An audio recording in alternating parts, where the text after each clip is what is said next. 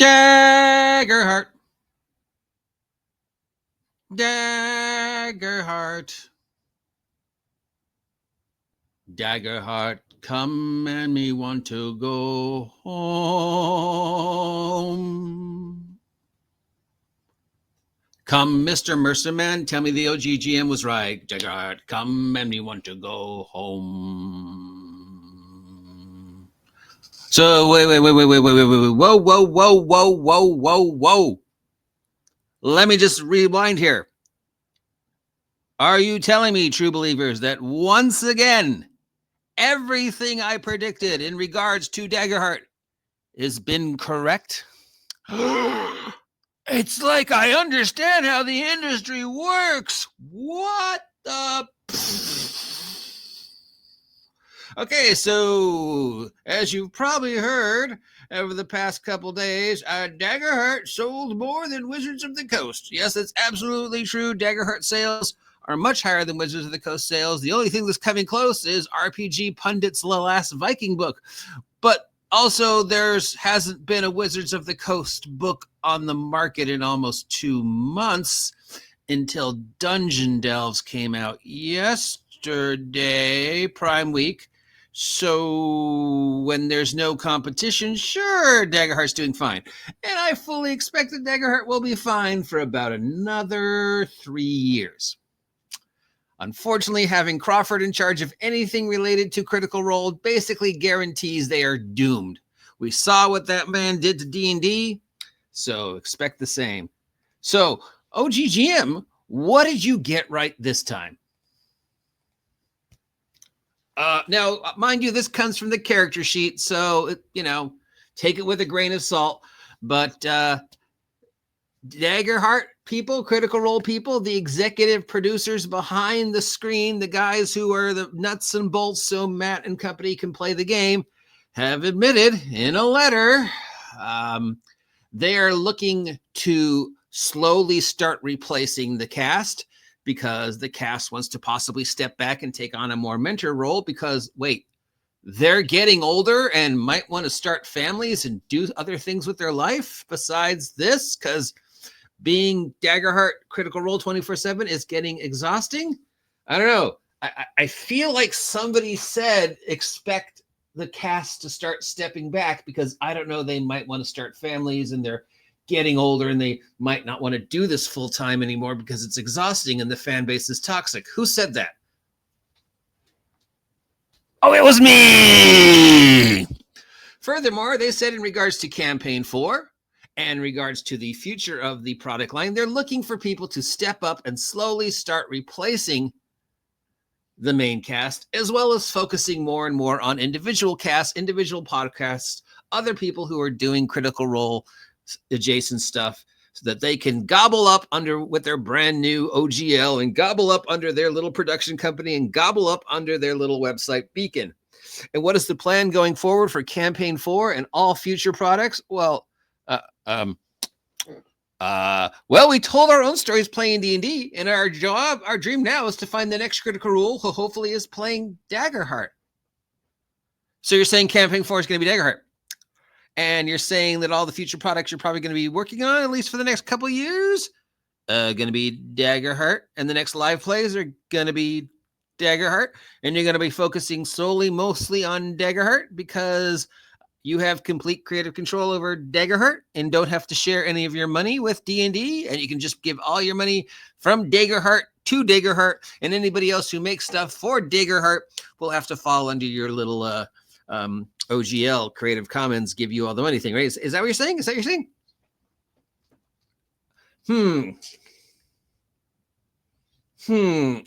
I seem to think that there was somebody about 2 years ago when Daggerheart was first announced who said, yeah, Campaign 4 is going to be Daggerheart. The future is going to be Daggerheart. It makes no sense whatsoever to them to be associated continuing with Dungeons and Dragons and to focus all on Daggerheart because they have complete creative control over Daggerheart and they don't have to share any money with anybody else if they back Daggerheart. And also because sooner or later, Matt and Marisha and Laura and Travis are going to want to step back and focus more on their lives, their families, other things, right? I know there was somebody who said that the future was going to be Dageerheart 2 years ago when it was first announced, shortly after the OGL thing. Can't think of who that was.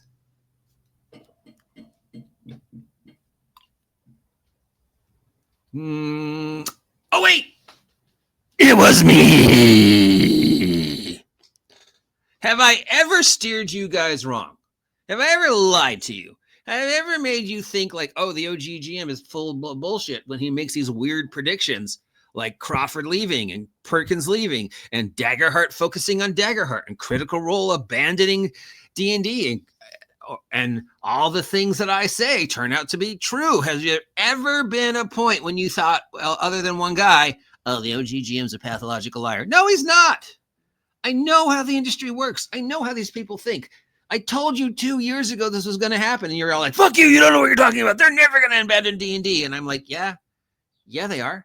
They're never going to outsell Dungeons and Dragons. Yeah, they will, at least for a short period of time. Blah, blah, blah, Daggerheart's never going to go anywhere. Yeah, it is. Whether it lasts a year or 100 years, Daggerheart is the future. They're never going to step down. Of course they're going to step down. They're getting older. They're getting tired. They want to spend less time on the road and more time with family, right? I'm sure Marisha and Matt might want to start a family. I don't know. Laura and, Travis might want to have another kid. I don't know about the personal lives of anybody else, but I'm sure they're all like, hey, you know what? I'm getting older. I'm getting tired of always being on the road. The Critical Role fan base can be extremely toxic at times. And you know what? We could just focus on the anime. We could just focus on the comic books. We could just focus on the novels. We could just focus on the video games and let somebody else be the face. Wow, that's brilliant marketing, guys. And that's a brilliant way to maintain the IP without you ever actually having to be part of it. You could just pass it on slowly, bit by bit. And my favorite part of this was them talking about mentoring. And this is just another product that, I can say, Lord knows I've said shit about the Critical Role people in the past. But the one thing Mercer and company understand is the industry that they are a part of. So when they talk about, and I'm pretty sure somebody predicted this. Who was it that predicted this? Oh, yeah. It was me. Mentoring the future. So let us remember what our good friends over at Wizards of the Coast tried to do with the Fallbacks franchise and how miserably that has failed.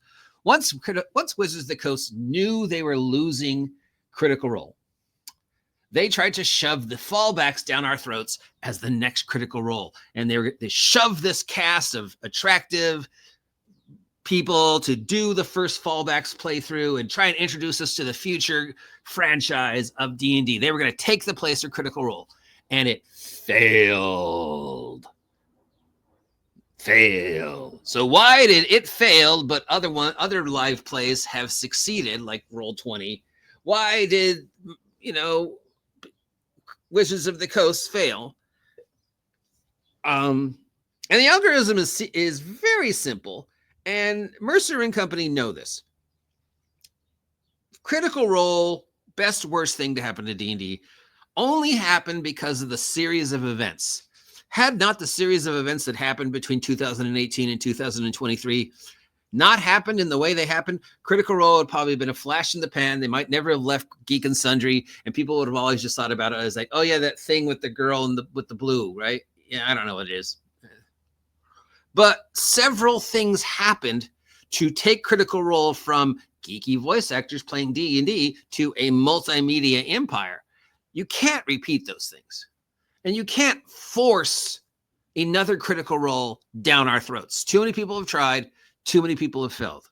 Critical Role only works because it's homogenous, because it grows with the fan base and the people are there to put on the show, whether there's one person watching or 100 people watching. That's why one of the many reasons why Critical Role and the shows that have followed that formula have succeeded. And that's why the Fallbacks and all the other shows that didn't follow that format have failed. You can't force the crowd on us.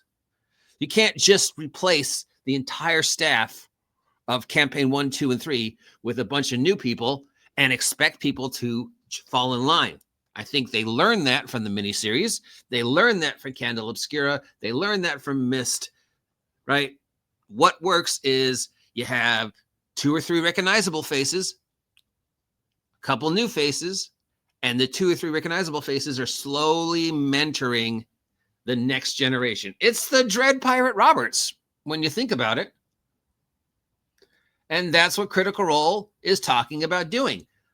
Let's interview, let's see, let's try out some new faces. Maybe we'll do another mini series like Umbra, where we do 6 to 8 episodes where it's 2 or 3 people that you recognize, Travis, Sam, Laura, whoever, and 2 or 3 people who are brand new, you know, Steve and Susanna and Irvin, right? And for 3, 4, 5, 6 episodes, we get to see the recognizable faces. Oh, look, there's Sam being Sam. And we get to see the brand new people. Oh, look at this. Susan is really awesome. Or that Irvin guy really freaking sucks. And at the end of that, they can go, okay, we had the tryout. We mentored this guy. We want to run with this person and see where they're going to take us. But the other 2, we're not so sure. We might have them back next year. And then you mentor them. And then slowly, over time, over the length of campaign 4, which is going to be Daggerheart, you start with the people that everybody knows and loves, and slowly, you introduce the new stuff, you introduce the new players, you introduce the new faces in a very homogenous way, so we don't feel threatened. Because whenever Critical Role has tried to break from what worked, we've seen how people react. And I think after 10 years, they've learned their lesson and they know what works. And what works is mentoring the new generation. What works is slowly passing the torch. And what works from a business point of view, is focusing 100% on Daggerheart. How did it know it was time to try something new? Because, well, D&D is a disaster area. And because blah, blah, blah, blah, blah, new players, new people, onboarding, less imposing, blah, blah, blah, role play, overwhelmed, blah, blah, blah, blah, blah. We control the IP. Why focus 100% on Daggerheart? Because we don't have to share any money with Wizards of the Coast if we do. We can do whatever we want with Daggerheart, and nobody can tell us we can't. Daggerheart, the animated series, that's 100% our money. Daggerheart, the video game, 100% our money. Daggerheart, the action figures, 100% our money. Daggerheart, the breakfast cereal, 100% our money. Daggerheart, the flamethrower, the kids love this one, 100% our money. That is why they're gonna back the horse.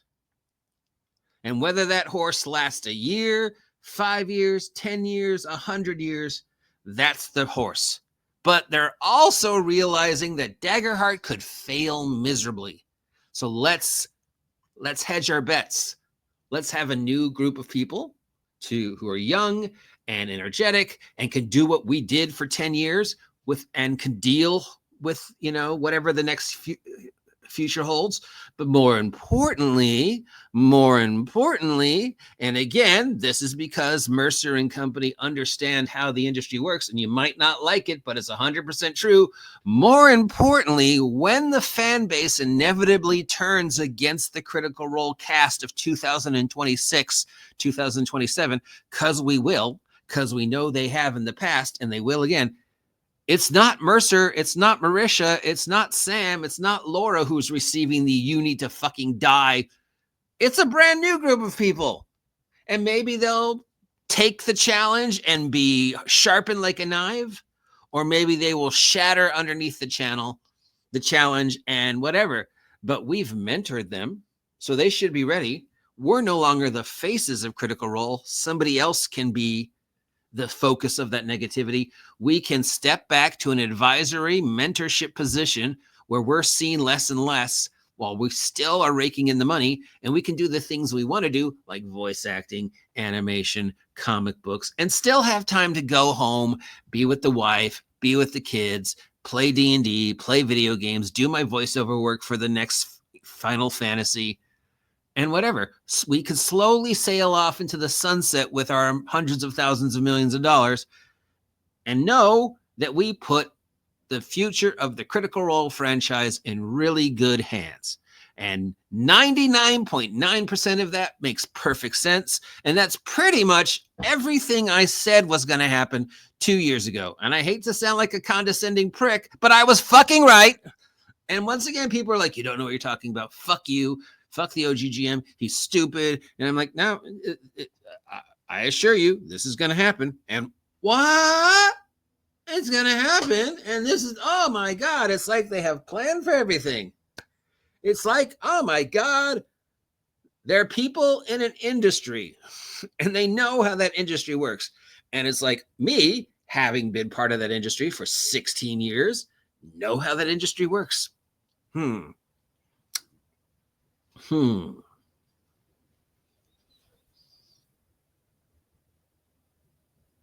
Except that last 1%, that last 99.9%, that last 1%. And this is the topic where I've been talking about. Pundit has talked about it. A couple of other people have talked about it. The future of Daggerheart. How long will Daggerheart last? Now, before we found out that Perkins and Crawford were hired, I gave Daggerheart 4 or 5 years. It's unless something like COVID happens, Daggerheart will flounder like every other game that's flounder. You know, nothing will ever be the next D&D, which is perfectly fine. Daggerheart will come close. It'll have a good 2025. It'll have a decent 2026. 2027, depends on how well the campaign 4 does. But then they said, oh, we hired Chris Perkins. And I was like, fuck, I thought Christopher Perkins was going to go work for Acquisitions Incorporated. But okay, Chris Perkins, he's a genius. He knows what he's doing. You know, everything he's done is good. Look at how well he did with Acquisitions Incorporated. I don't know why he'd go work for them after retiring, but okay. And then they said they also hired Crawford. And I was like, what the fuck? And you could already tell nobody wants him there. Just look at the pictures with him and them. He's got his stupid little condescending, I'm Christopher Crawford and I ruined Dungeons and Dragons. Perkins is sitting next to him going, I can't believe I'm going through this again. And everybody else is just looking at Crawford going, what were you thinking? Why would you hire the man who single-handedly in the past 5 years ruined Dungeons and Dragons, took the beloved franchise and drove it headfirst into a trash fire? This is the man who thought the OGL 2023 was a good idea. This is the man who thought the white people can't leave the hobby fast enough was a good idea. This is the man who thought Mackenzie Dayam saying she invented the deck of many things, she has the first canonically autistic character in the history of the hobby, was a good idea. And you want him to handle your precious baby that is Daggerheart in his infancy and to handle it with the same love and care that he did with Dungeons and Dragons, knowing full well that it's his fault. He's the reason why you dropped Dungeons and Dragons and created Daggerheart was because of the actions of Jeremy Crawford in 2023. And now you have this man as your creative director. That's literally telling me you don't want Daggerheart to succeed. And maybe they don't. Maybe they don't want Daggerheart to succeed as a game. But they do want it to succeed as a media empire. They want to continue the Critical Role brand, the Exandria brand, the Bells, Hells, Vox Machina, mightynein brand, but they don't want to associate with Wizards of the Coast, and they don't really need a game. The Critical Role is not dependent on the game.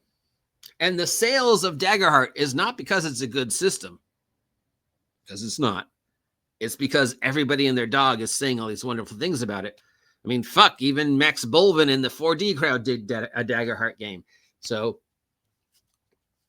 yeah, the only person who hasn't jumped on the Daggerheart bandwagon is me, because I know Daggerheart's a flash in the pan.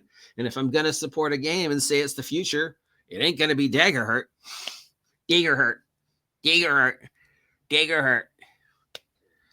I don't know what the future is, but it's not Dageerheart. It's not 5e 2027.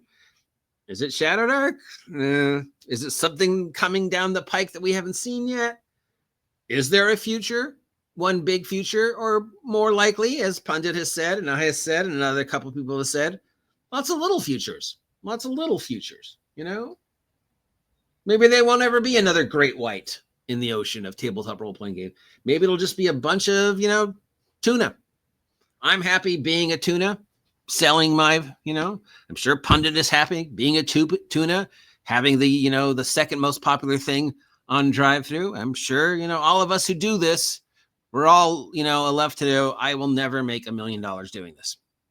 But if I can keep a roof over my head and keep myself active in the hobby, and as long as I still love what I'm doing, that's really all that matters.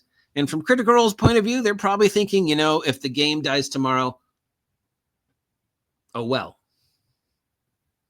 As long as we control the characters, as long as we control the IP, as long as we have freedom to do whatever we want with voxmachina, mightynein, Bell's Hells, all the other characters, as long as we can make Dageerheart the flamethrower, the game is the least important thing. Now, right now, the game is number one, or it was number one, but that's only because it had no competition other than Pundit, who's number 2. Well, we'll see what happens after Dungeon Delves is out, though things aren't looking great for Dungeon Delves or Dragon Delves or whatever it's called, because it's already marked down and they're already moving on to whatever the next thing is for 2024. Or even if there is, I don't even know if there is a next thing planned for 2025. We got Eberron coming out, but it doesn't really look like they're focusing on that. They have barely mentioned the Eberron. We've got Ravenloft 2025, 2026. And then we've got the 4 books that they have, but yeah. Now, this is the point where I could spiral into my thing about D&D will be fine. Don't worry about that. But no, because I just wanted to spend the past 20 minutes rubbing it into your face that once again, I was right. And thank you to our number 1 employee, Jeff's Gamebox, for agreeing with me 2 years ago when I said, after they announced Daggerheart, that this is what's going to happen and this is what they're going to do. And everybody was like, no, Campaign 4 is not going to be Daggerheart. And I was like, yeah, it is. Oh, look, Campaign 4 is going to be Daggerheart. Oh, look, all the future stuff they're going to be doing on is 100% Daggerheart. Why would they do that? I don't know, because Daggerheart will make them money. Because they have complete control over the Daggerheart IP. Because they work in an industry that does that. And they understand that industry. And I, having spent 16 years of my life working in that industry, understand that industry.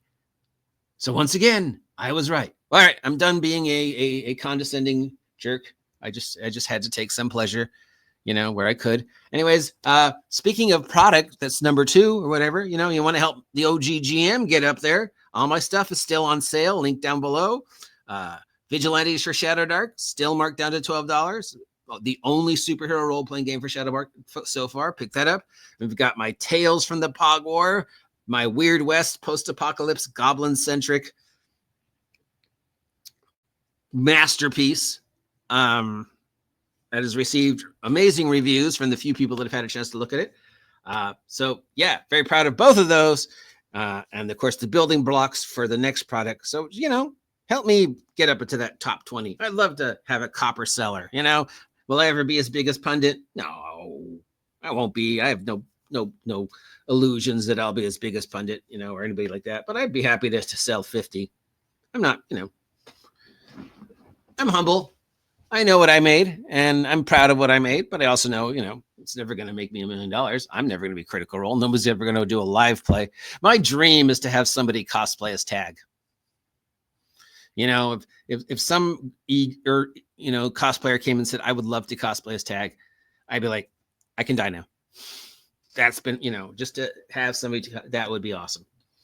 Till next time, I'm the OG GM. If you appreciate the nonsense, let me know. If you don't appreciate this nonsense, let me know. Have a great day. Stay healthy and out there and all the usual stuff. And just one more thing. Just one more thing. In case your Daggerheart is broken, because I was right.